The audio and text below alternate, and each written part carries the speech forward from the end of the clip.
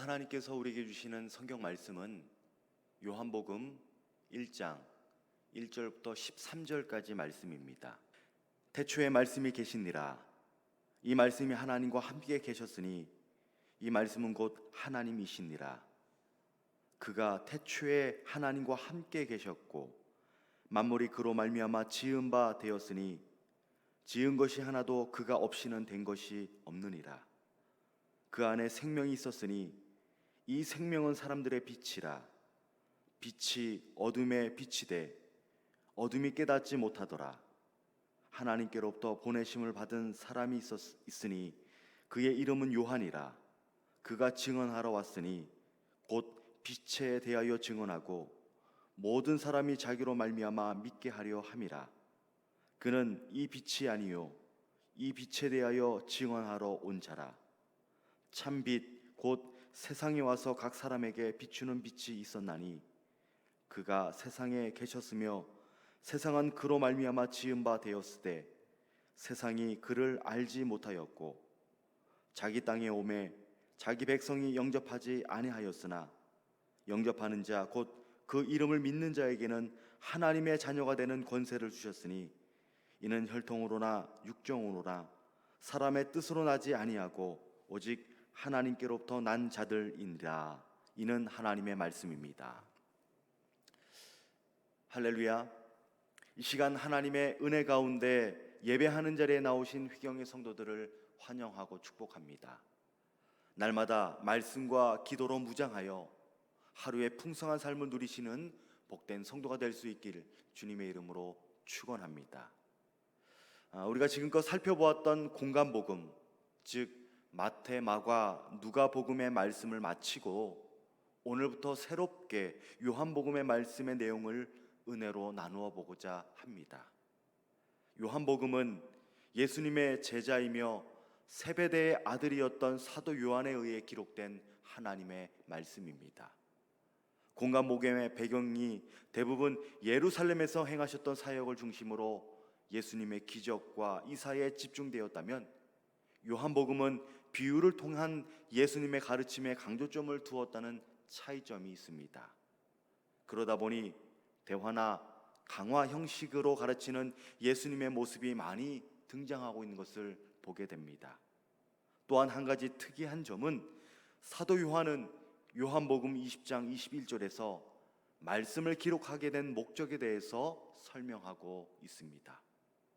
요한복음 20장 31절입니다.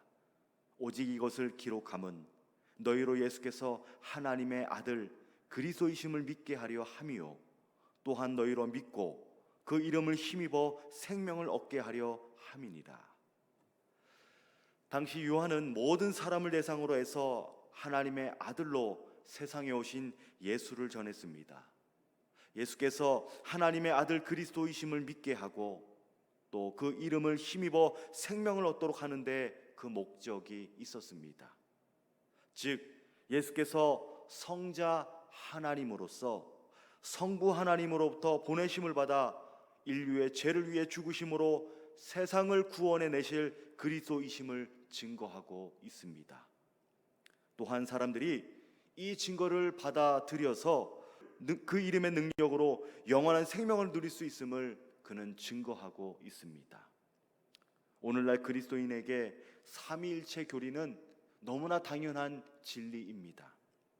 예수 그리스도가 하나님의 아들이신 것과 완전한 신성과 인성을 지닌 성자 하나님인 것을 그 누구도 부정할 수 없습니다. 그러나 당시 오랜 세월 동안 교회 역사 속에서 예수 그리스도의 신성을 인정하느냐 인정하지 않느냐 하는 논쟁은 핵심 이슈 중에 하나였습니다. 그리고 이 문제는 요한복음을 기록할 당시만 해도 치열하게 논쟁이 되고 있었던 것이었습니다. 복음의 대상이었던 디아스포라 유대인들은 그리고 이방 성도들은 하나님이 세 위격을 가지면서도 동시에 한 분이신 하나님을 믿기에는 불충분했습니다. 그렇기 때문에 그리스도를 대망했지만 그리스도가 하나님이신 것과 신성을 가진 하나님이시라는 사실을 그들은 인정할 수가 없었습니다. 유대인들이 예수님을 십자가에 못 박아 죽인 이유가 바로 그 이유에서입니다.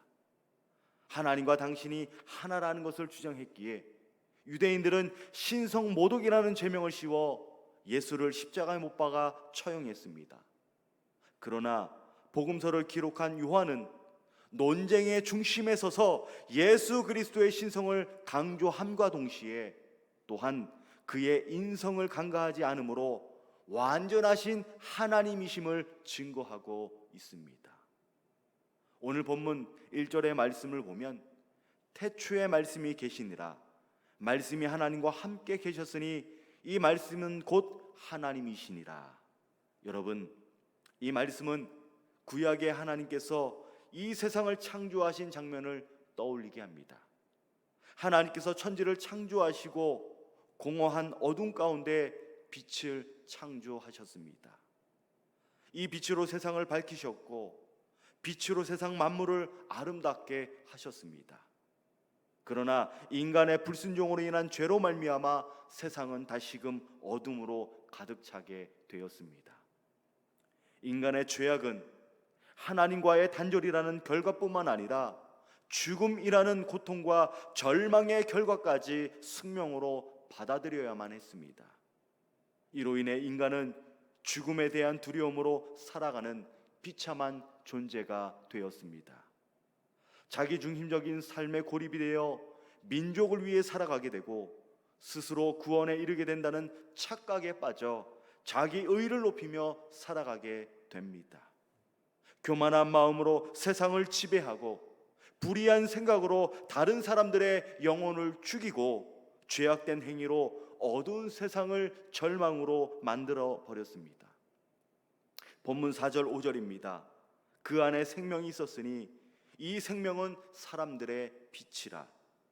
빛이 어둠에 비치되 어둠이 깨닫지 못하더라.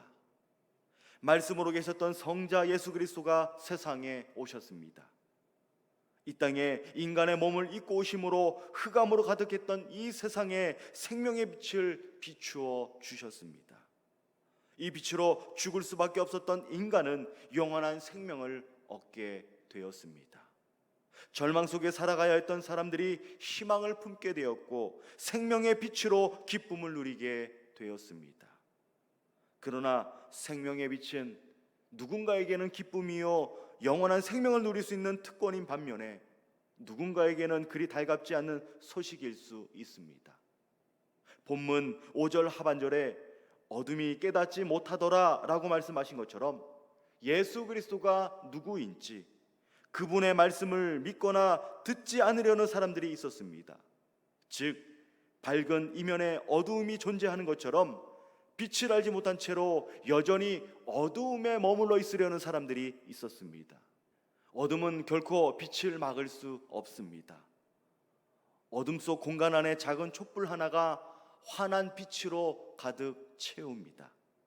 모든 공간을 밝히고도 틈 사이로 빛이 뻗어나가는 것처럼 모든 세상을 밝히고도 남을 강한 힘이 있습니다. 예수 그리스도는 빛으로 세상에 오셨습니다.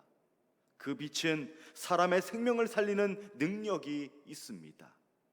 생명의 빛은 사람 속 어두운 마음을 환하게 비추어 두려움이 사라지게 합니다.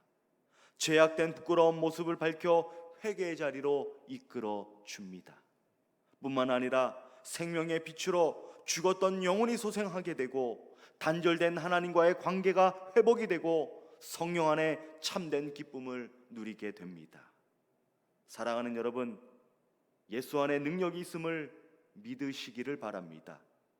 그 귀한 능력은 죽었던 우리의 영혼을 소생케 하는 참된 능력이며 빛 대신 주님을 깨닫는 참된 진리입니다.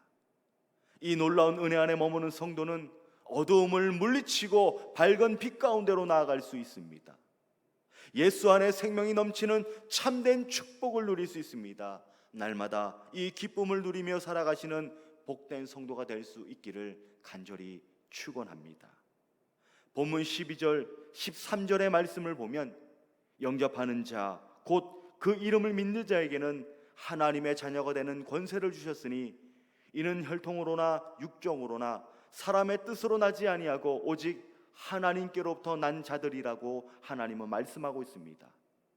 사도 요한은 예수 그리스도를 영접한 사람들에게 특별한 권세가 주어졌다는 것을 말씀하고 있습니다. 빛 대신 예수님을 내 마음에 모시는 그 순간 우리 믿는 성도는 신분의 변화가 일어날 수 있습니다. 하나님의 자녀로 삶의 변화를 누리게 됩니다. 하나님을 아버지라고 부를 수 있는 특권을 얻게 됩니다. 오늘 본문의 권세로 사용된 헬라어 단어 에도케는 권리라는 뜻으로 번역된 단어입니다. 이 권리란 합법적으로 주어진 것으로 예수님을 믿는 사람들에게는 하나님의 자녀가 되는 권리를 모두가 인정하는 자리에서 누리게 된다는 것입니다. 사도 바울은 바로 이 권리를 가리켜 갈라디아서 4장 5절에서 이렇게 증거합니다. 율법 아래 있는 자들을 속량하시고 우리로 아들의 명분을 얻게 하려 하심이라. 우리는 예수님을 믿음으로 말미암아 하나님의 아들이라는 명분을 얻게 되었다는 것입니다. 그리고 이 명분은 주어졌다 사라지는 것이 아니라 일시적인 것이 아니라 영원히 누릴 수 있다는 점에서 우리 믿는 성도들에게 주어진 특권인 것이 분명합니다. 사랑하는 여러분, 하나님의 자녀는 세상을 다스릴 권세가 있음을 믿으시기를 바랍니다. 세상의 힘과 권력이 아닌 하나님의 사랑으로 예수 그리스도의 보혈의 능력으로 세상을 다스립니다. 또한 주님이 주시는 평강과 기쁨을 날마다 누리며 살아갈 수 있습니다. 그 은혜는 이 땅에서만 누리게 될 한시적인 은혜가 아니며 세상에 다시 오실 주님과 함께 영원토록 누리게 될 축복인 것입니다. 이 귀한 은혜를 날마다 누리며 살아갈 수 있기를 바랍니다. 영원토록 주님과 함께 영적인 권리를 행사할 수 있기를 바랍니다. 하나님의 자녀된 권세로 세상을 다스리며 악한 권세를 말씀으로 물리치는 휘경에 복된 성도가 될 수 있기를 주님의 이름으로 축원합니다.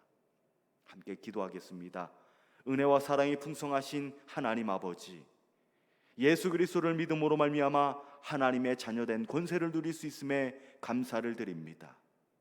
코로나로 인해 힘겨운 삶을 살아가지만 하나님이 주신 권세로 세상을 다스리며 상황과 환경에 위축되거나 두려워하지 않고 담대한 믿음을 가지고 이겨낼 수 있도록 인도하여 주옵소서. 예수님의 이름으로 기도합니다. 아멘.